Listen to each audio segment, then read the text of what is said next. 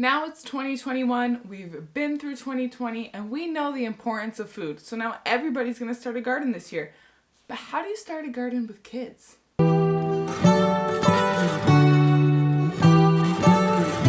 Hey guys, I'm Amber with 1898 Mama. If you are new here, be sure to hit that subscribe button and look out for my new videos on Tuesdays and Fridays. So you're ready to start your garden, you just don't quite know where to start, right?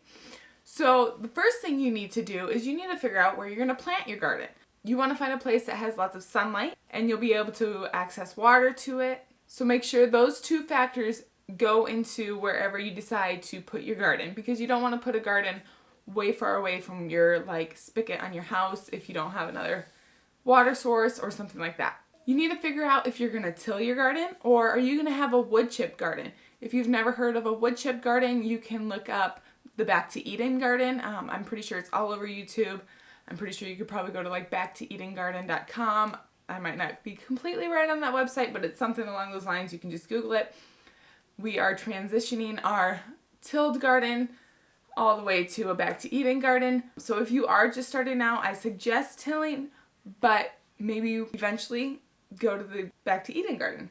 The next thing you need to do if you want to start a garden and start a garden with kids is you need to figure out if you're going to grow your plants from seeds or if you're going to go to a greenhouse and just buy your starters there, or maybe you're going to do a mix of both. And that's kind of what I'm at right now. I would say about 75% of our plants we start from seed, where the other 25% we go to the greenhouse.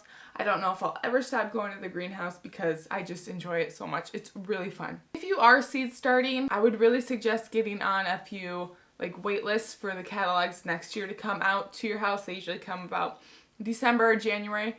And then let your kids go through it and circle everything that they want to plant. That's a great way to get kids to try new fruits or new vegetables. And it's really fun to even bring it into your diet. If you are going to a greenhouse, make sure you bring your kids along. It's really fun for them to be able to pick out plants, and it just makes the whole gardening experience just that much more fun for them and not quite so much a chore. And don't tell them no to certain vegetables. Just because you think that they won't like it, let them try it. It doesn't hurt to plant a few extra veggies. So when you are gardening with kids, you have to realize that they are going to be a lot more slower than you. They're going to get distracted by worms or sticks or just anything that they find in the dirt, and that's okay. Let them play, let them explore. It's totally fine if you're just working in there, maybe playing with a worm, and it's totally okay. Just let it naturally happen. The biggest thing here is you don't want to make gardening stressful for them. You want it to be fun for them. So whether they're actually planting seeds in the ground, if they're not getting it spaced out evenly, that's okay. The plants are probably still gonna plant, and let's say it's carrots and there's a whole bunch in one area. This actually happened to us last year. I let my 3-year-old plant carrots, and you guys, I'm not kidding, there was seeds in her hand and she just bloop. And when they started growing up, we just had this one big circle full of carrots, and all I did was pick them out and thin them out that way. And it's going to add a few extra steps to you, but eventually, as the years go on, they're going to know how to do it, and it won't even be your job anymore. It can be their job. So when you are planting things, if you've never planted before, maybe you are totally brand new, you've never planted, and you're about to plant with kids, what I suggest is just going and Googling every single plant that you want to plant. And that'll tell you exactly how far apart to plant them, how deep to plant your fruit or your vegetables, whatever it is you're doing. And just learn that way. Eventually, you'll get the hang of it and you'll kind of know what to do. If you can't find whatever you're looking for on Google, kind of a rule of thumb is however big the seed is, that's how deep you want to go. So, for instance, carrot seed is super tiny. You just want to put it down and just barely sprinkle some soil on top, just a tiny thin layer. When you're buying your gardening tools, don't buy the cheap tool kits for gardening for kids. They are going to break on you within the week. So just actually invest in some real tools for them. Even if you just buy 2 of your tools, they're not going to care. They're going to have fun. Either way, they're going to grab your tools and use them.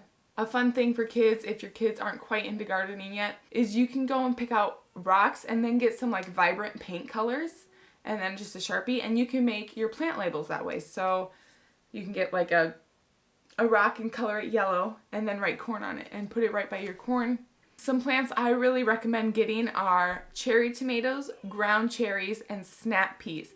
Now I have these things in my garden, but I also have them in our play area because they're such a great snack for kids. They're such a fun snack for kids that if I can get them to eat extra vegetables while they're playing, I am totally okay with that. So I will plant cherry tomatoes, ground cherries, and snap peas all next to their swing sets and just kind of throughout like our thing. I've actually had years where right in front of our house we planted a whole bunch of ground cherries and cherry tomatoes. So that was really fun, and we might actually do that again this year. I really wanted to film this video outside next to our garden so you could get the whole effect, but it's been really gloomy this week.